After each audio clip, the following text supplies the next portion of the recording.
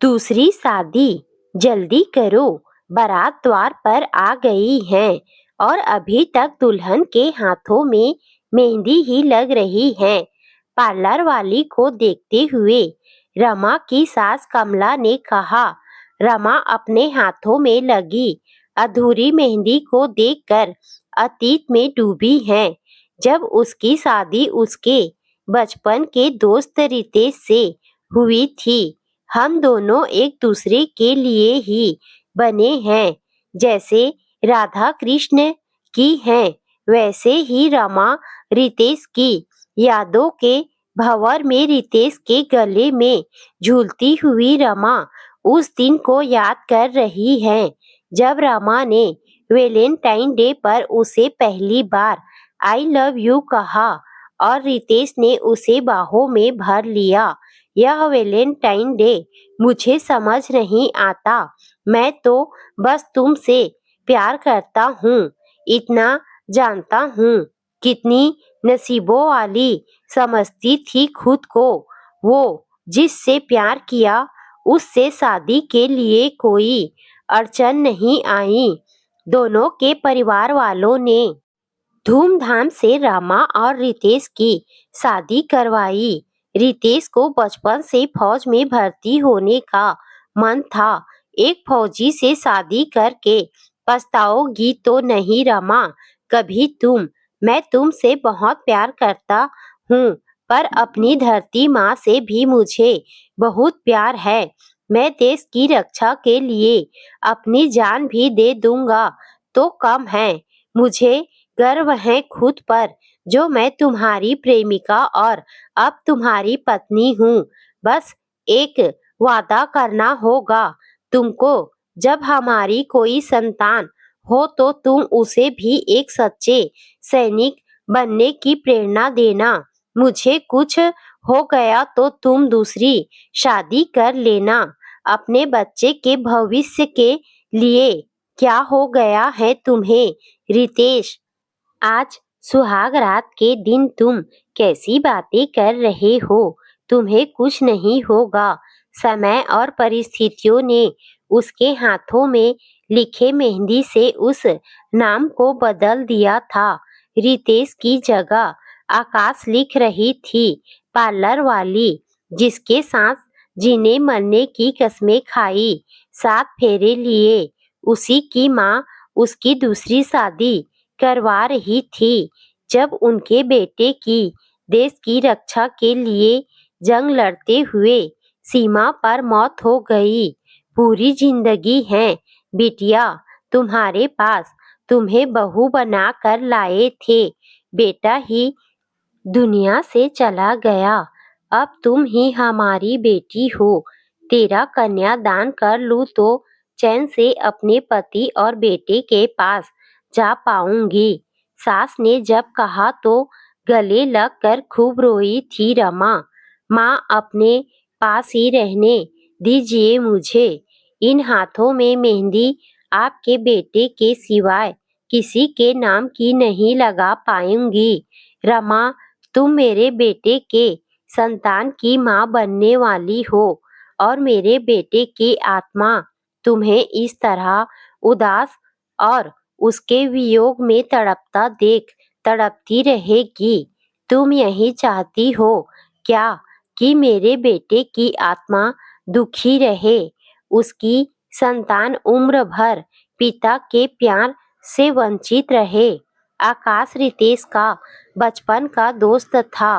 वो रमा को पसंद करता था, लेकिन कभी बताया ही नहीं, क्योंकि वो जानता था रमा उसके दोस्त रितेश से प्यार करती है।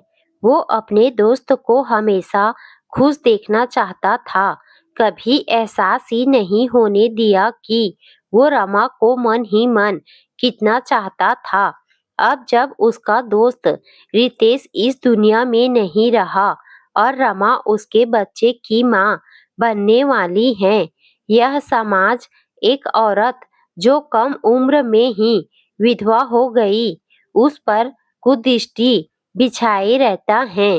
मात्र 21 वर्ष की ही तो थी रमा, और उसकी शादी के 6 महीने ही तो हुए थे जब रितेश को आतंकवादियों ने गोली मार दी। यह खबर जब रमा तक पहुंची, वो पत्थर की बूथ बन गई थी। रितेश के पिता का दिल का दौरा पड़ने से मौत हो गई।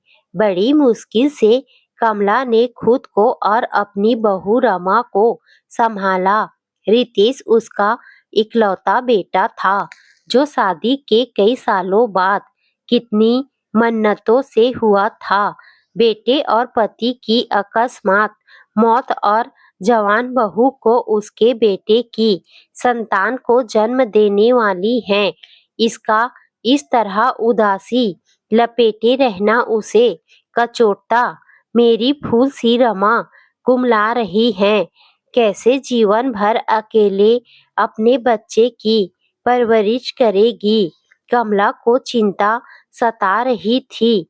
आकाश ने जब रमा की दूसरी शादी करवाने की बात कही तो कमला के सामने यक्ष प्रश्न मुंह बाएं खड़ा था कि कौन करेगा शादी एक विधवा से जो गर्भवती है। चाची, मैं रितेश की तरह आपका ही बेटा हूँ। आपने बचपन से मुझे अनाथ को सहारा दिया। रितेश मेरा दोस्त, मेरा भाई था। मैं उसकी सभी जिम्मेदारियों को उठाऊंगा। आप हमेशा मेरे साथ रहेंगी। अपनी जन्मदायिनी माँ को तो देखा नहीं है, पर आप में हमेशा माँ ही दिखती हैं। मैं रमा और उसके बच्चे को कभी कोई कमी नहीं होने दूंगा। वो जैसा चाहेगी उसके लिए वो स्वतंत्र हैं। पहले प्यार को भूलना आसान नहीं होता है, पर जीवन में आगे बढ़ना जरूरी है। आकाश बेटा, तुम ही समझाओ रमा को। खाना पीना बिल्कुल छोड़ दिया है।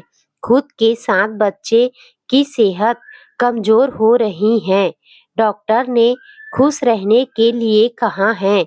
मैं अपने दुख को भूलकर इस पर पूरा ध्यान रखती हूँ, पर कब तक कर पाऊंगी। चाची, आप चिंता मत कीजिए, मैं रमा को समझाता हूँ। हाँ बेटा, तुम ही अब इसे समझा सकते हो। मेरी बात समझ ही नहीं रही है। आकाश रमा के पास जाकर खड़ा हो जाता है। कमला के हाथों से फल की प्लेट लेकर रमा अपने कमरे की खिड़की के बाहर एकटक देख रही है। रितेश की राह। रमा, यह फल खाओ, खुद के लिए नहीं, रितेश के लिए। उसका अंश तुम्हारे कोख में है, उसे भूख लगी है। रमा ने एक सेब का टुकड़ा आकाश के हाथ में रखी प्लेट से उठाया और खा लिया। यह हुई ना बात। रमा, तुमने अपना पति खोया है तो देखो, चाची ने तो अपना पति और बेटा दोनों एक साथ खोया है। उनको देखो, वो कितनी हिम्मत कर रखी हैं। प्यार ताकत देता है, ना कि कमजोर बनाता है। रितेश तुम्हारा पहला प्यार है। मैं उसे तुमको भूलने के लिए कभी नहीं कहूँगा। वो मेरा जिगरी यार था। तुम पर कोई जोर जबरदस्ती नहीं है, शादी का कोई दबाव बना रहा। मैं वैसे भी जिंदगी भर चाची की, तुम्हारी और रितेश के बच्चे की पूरी जिम्मेदारी निभाऊंगा। पर यह समाज शायद कल तुम पर उंगली न उठाए। सिर्फ इसीलिए कह रहा हूँ कि तुम दूसरी शादी कर लो। मैं दुनिया की नजरों में तुम्हारा पति रहूंगा और तुम मन से हमेशा रितेश की पत्नी रहना। बड़ी मुश्किल से खुद को समझाया था रमा ने दूसरी शादी के लिए। आकाश ने जो निर्णय लिया कि वो अपने पहले प्यार को कभी दुखी नहीं रहने देगा, वो पूरा किया।